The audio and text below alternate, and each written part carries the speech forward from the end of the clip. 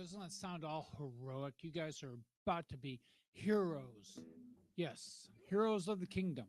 Welcome to the Underground Gospel Show, where we teach you how to be a hero in the kingdom. Maybe. I'm not sure. Actually, what I do is, well, this is just a safe place. This, like I said, is the Underground Gospel Show. My name's Knight. Let me hit up a couple housekeeping tips. First off, this is a safe place to hang out. It looks like my Grammarly has kicked in, so it's showing me all kinds of errors here.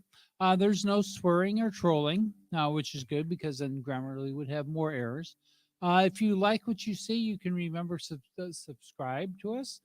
There's a thing about a notification bell. Everybody said, look, we're on every Friday and Saturday night on Twitch, YouTube Live, and Facebook Live. And if you don't see us there live, you can go to YouTube anytime you want to. They're archived from the beginning of time. Well, the beginning of when we started. And I was talking to a friend of mine that I might be doing some consulting with, and they were just like, well, I don't know about our podcast. I don't know about doing advertisement. I don't know about, like, look, start. One of the big things I learned is if you're not completely embarrassed by your earlier shows, you waited too late to start. You wanted everything perfect. It's never going to be perfect. And if you watch my shows, you realize that we are never perfect. So anyway, if you support what I do or want to, go to my website. And this is about the time that I fumble through and turn on my website information. So let me go ahead and do that now, the fumbling through part, because I want to go right to here and click that on. There you go. So you go over here to nightmusic.com. It's scrolling, crawling around the bottom of the screen. And if you go there, you'll find, all kinds of stuff. You got show times and links, garments. Not these garments I'm wearing now, but ones that say Jesus on them. They're really cool. And you go contact emails there, live show information, how to support me monthly for about a cup of coffee. If you're a Patreon member, you get into our Discord. Discord is like my private little well, what would you call it? It's like my little social networking area, but it's only for fans of the Underground Gospel Show. It's $2.99 a month. Really, $2.99 a month. Now, I have had a bunch of people. I had 3 people to drop off, and because of that, I have not been uploading new videos. Plus, I'll get into something just a second that I'm doing now. But because of that, I haven't been doing new videos. So if you would like to sponsor us at $5 to $10 a month, we would love to have that. And when I say we, I mean me. We being me. Uh, I don't sing. And today I just let you know I am tuned to A440. So if you want to play along with me, you can do it today. And there's sponsorship opportunities if you want to be a endorser. I gotta tell you, the guys who sent me this fast fret, thank you so much. And Dario Strings, I love you guys. Shure microphone. I mean, it's funny. In my life, I can't tell you how many hundreds, maybe thousands of microphones I've used. And my favorite have always been the Shure SM58. We started this during the pandemic in my rep. Shout out to Ryan. Ryan Smith over at Shure. Yes, Ryan Smith over at Shure has supplied the artists I've worked with and myself with dozens and dozens of high quality, wonderful mics. During the pandemic, though, he was at home, and I don't blame him at all. So I couldn't get a mic. So I actually went out and for, I believe, the first time in my life, after being a musician for over 40 years, I bought a microphone. And of course, the one I bought was a Shure SM58, the workhorse in the industry. And if you guys need a good mic, this is the this is the one they compare all the other ones to. So why buy another one because you're going to save $3 or $4? I don't care. I'm buying the best there is, and so that's a Shure microphone. So and the SM50 is one I'm using. So I want to thank you guys. If you want to do sponsorship opportunities, feel free to contact me at thatnightmusic.com. And if you want me to come to your church, your event, and play live for your group, I would love to do that also. I'm thinking about some other opportunities to go out and play live in the near future.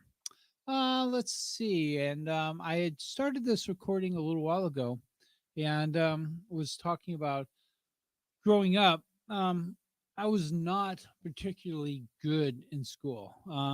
I had gone to a private school growing up. My dad was an organist in the Catholic Church, and he was a man in the 70s that took a lot of the Latin masses and translated them into other languages. He spoke a number of languages, much more than I do. And he would take the Latin masses. I don't speak Latin, but he would train or transpose them into English and French and Spanish and Russian and Portuguese and let's see what other ones. I say French and English and so he would, and every day in the Catholic Church, there's seven, eight masses. In fact, if you Google my dad, the only thing comes up on Google because he died in the 70s. So, but when you Google him and it pops up, the only thing that came up was a mass that he actually wrote, which I thought was really interesting. My dad is on Google when you Google him, and it's a mass that he wrote. I was thinking of actually doing his mass, working on that. That's something that had heard it had occurred to me a couple of years ago, and I didn't do it, but it just popped in my mind as I'm doing it now. And that might be something I want to do for a later time. That would be kind of a cool honor, I think. Is play my dad's mass acoustically, instrumentally. I'm not going to sing it because I don't know what language you wrote it in, to tell you the truth anyway. But I do know music, so I can play it musically. Anyway, I wasn't really good at school. I left my private school where we were doing advanced mathematics and reading Keats and all kinds of great literature. And I went to a Catholic high school where, for whatever reason, they put me in like algebra, which was fourth grade at the school I went to. Now I'm going in. Now I'm leaving, calculus and trigonometry and going back to algebra and then and it was so boring. And I had spent 9 months doing this brain dead fourth grade work, and so I wasn't really happy about it.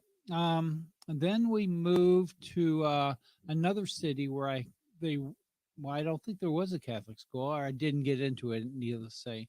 So I ended up in a public school, and I did not last in public school at all.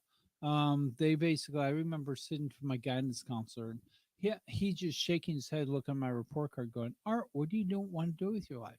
Well, I was the guy, and you guys had one in your school. Um, he was always walked around with the guitar. He played guitar all the time. He was playing at the bands to take the guitar to the party. Everybody else took girls. He took a guitar. He left with girls, but he took the guitar when he went there.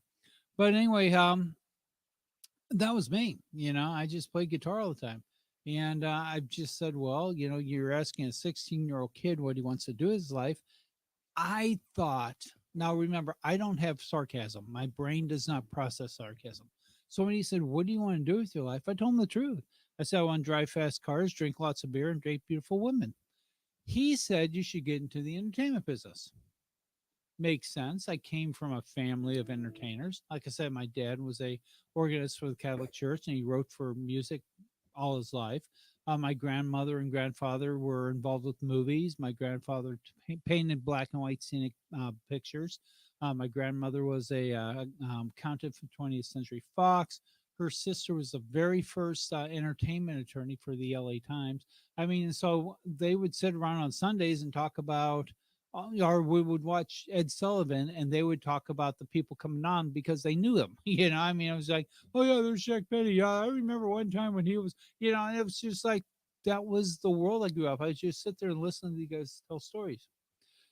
Well, needless to say, I've been a storyteller my entire life. And when this guy told me to, get into the entertainment business, I did. I went out and we signed a development deal. I believe it was with RCA. Well, I know it was with RCA, and it didn't go anywhere. And I've been done a lot of things that haven't gone anywhere. And I think the reason I was saying this at the first recording that I did this was because we had lost a couple of people on our Patreon page. And so, but if you'd like to join up and pay our Patreon page, I think I got through my housekeeping things. Um, uh, we could really, use help because I'd like to do some more recording. There's some original songs I want to play, and it's I got the videos. I got permission to do all the to make the video. I just haven't recorded it yet because I haven't gone in the studio, which I'm happen to be into a studio right now, so really no excuse for it. Except I only use this for live streaming right now, and I need to probably schedule a time in the next couple of weeks to come back in and use it as a studio.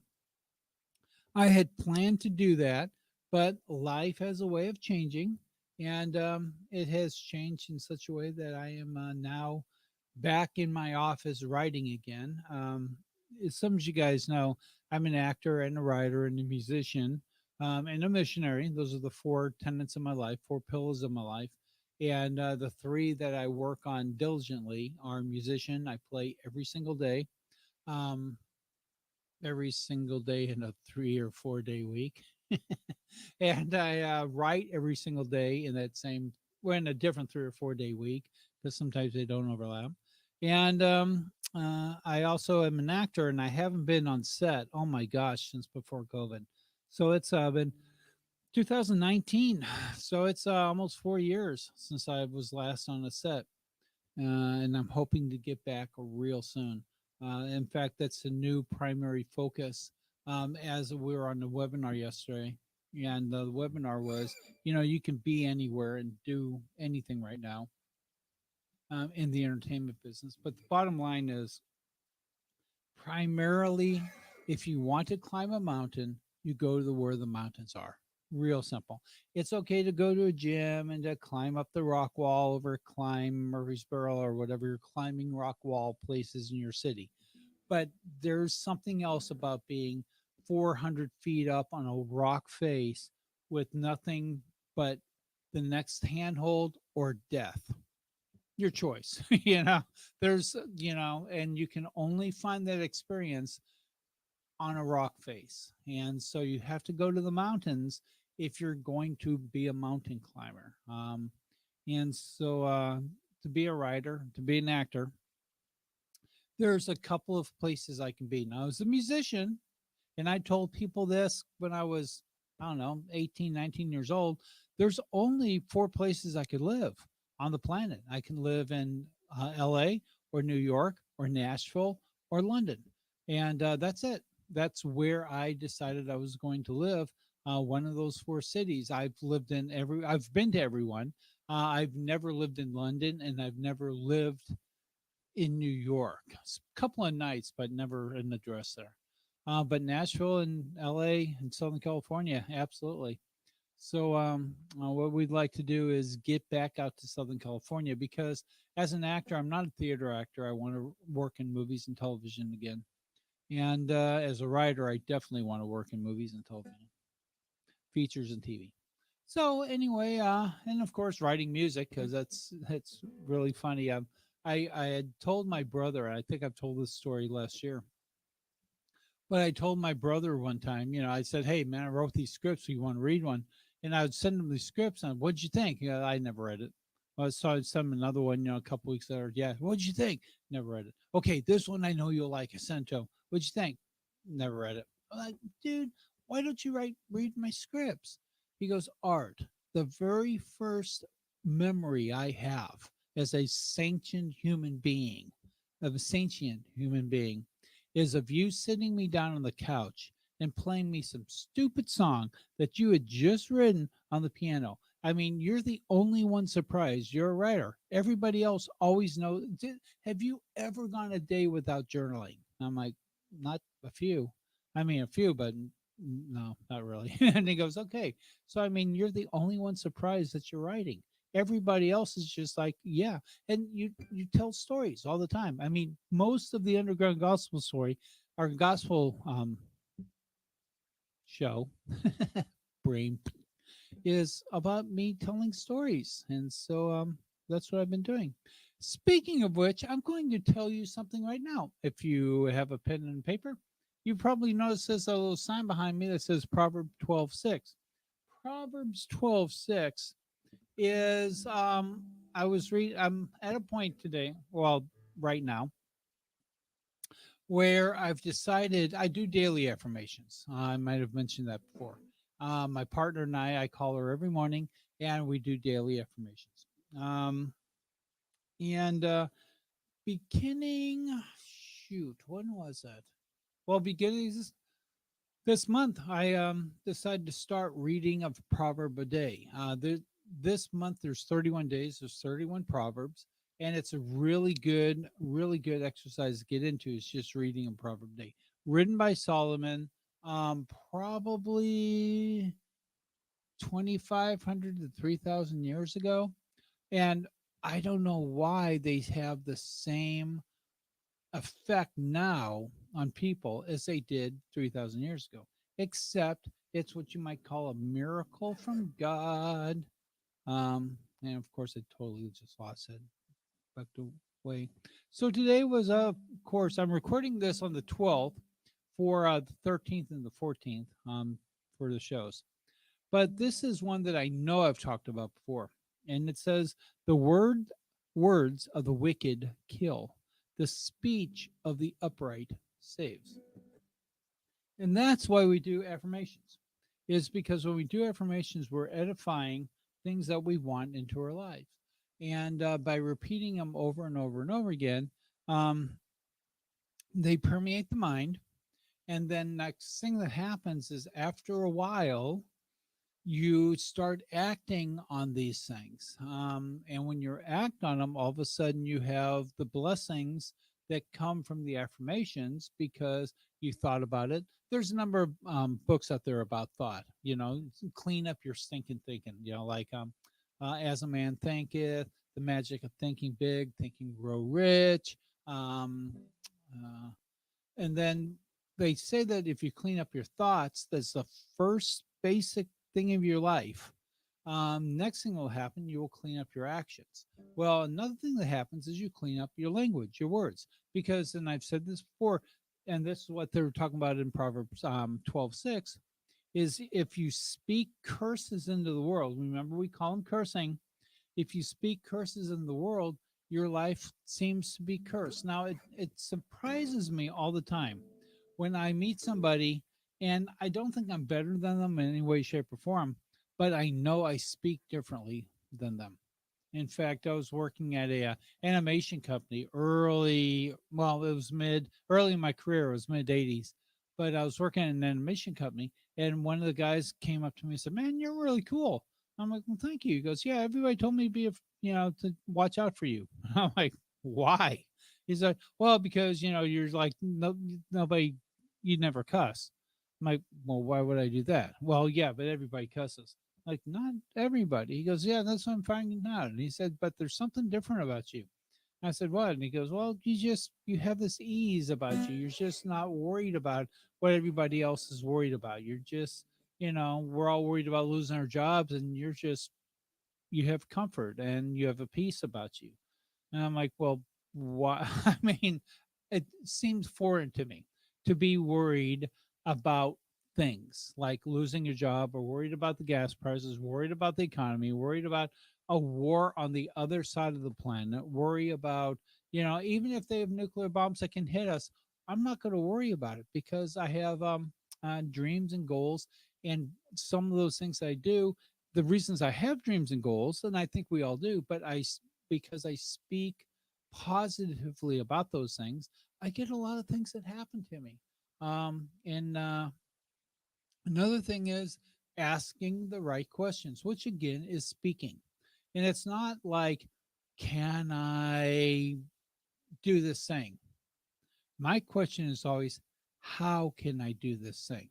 So I write down like this live streaming. Okay, it wasn't, can I live stream? Well, there's thousands of people who live stream. So of course I can. How can I live stream? What are the pieces that I need? What's the plan to get those pieces? How soon can I get this stuff done? How soon can I start so that I can make all these mistakes and my goodness, if you watch my earlier ones, I mean, the tone was horrible, sound was horrible, locations were horrible, the video was horrible. There was no lighting. The sound was, to me, sound is everything. The sound was absolutely horrible, and I'm still working on getting what I like. I mean, I'm good. This is my sound, but I mean, I personally, there's a couple of things I would like to make better. And I think I can. I think I can make it just a little bit better. That's what we should do. What my mentor talks about is making it better every day. I think this light over here is just really, really hot. This is the one right here. Hold on one second. See if that's any better. That's a little better, but now I'm a little dark.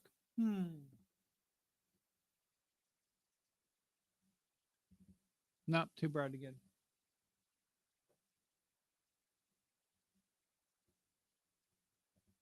Trying to get that 3-point lighting thing down, and it just doesn't seem to be working.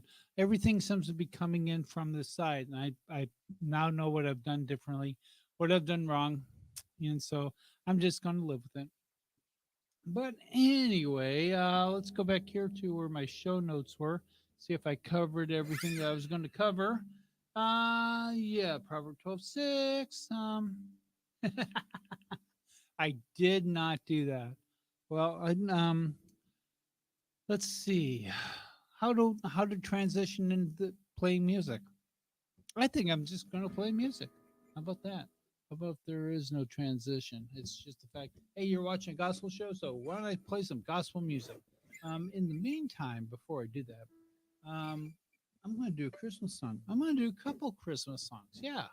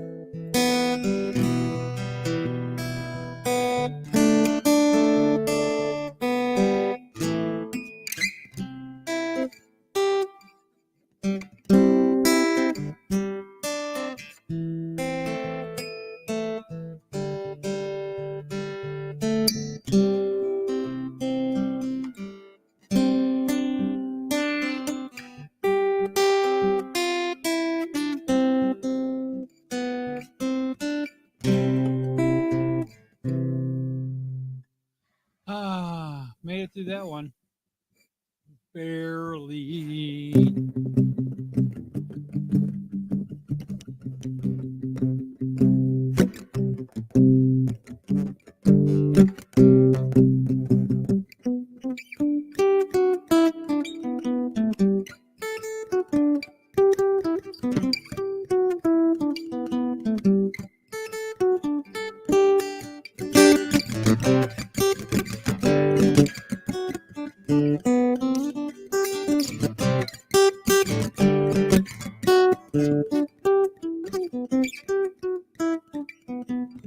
Where?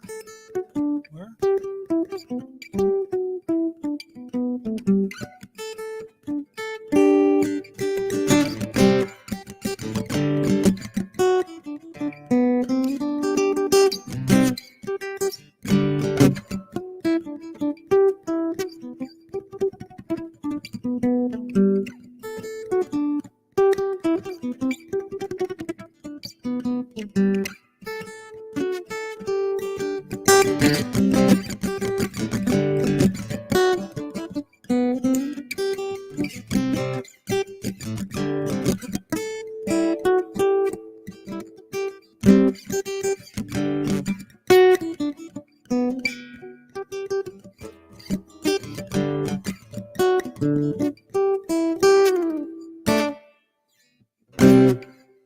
Where'd it go? Just do that. Just hit the guitar open. Just open it and hit it and just call it a day. Because it's not like I'm playing this thing anyway. So, just joking. Well, thank you for watching the Underground Gospel Show. Thank you for praying with me during the music. I thank y'all. I thank y'all for praying. Feel like Jimmy Swaggart, I guess. No, not Jimmy Swaggart. What would his name be? I don't know. I have no idea.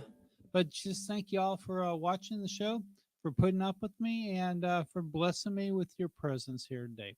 We'll see you next weekend. Once again, it's on Friday and Saturday night at 8 o'clock on Facebook Live, Twitch, and YouTube Live. And if you're not watching it live on those shows, if you're not a member of the Patreon page, you're going to get this 4 to 6 weeks later. So this will not be May anymore. You'll be in June at this point. And so you'll be watching this in June. Some of you are watching it now in May. And some of you guys, well, you'll be watching it in like 100 years going, what were they doing back in the early 2200s?